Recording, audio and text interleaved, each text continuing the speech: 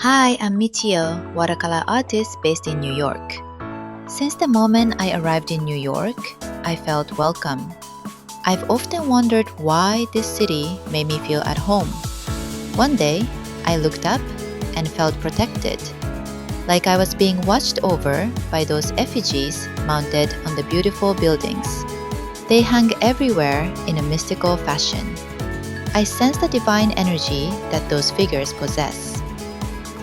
I have a background in photography that helps me see and appreciate the beauty and the harmony created by light and shadow.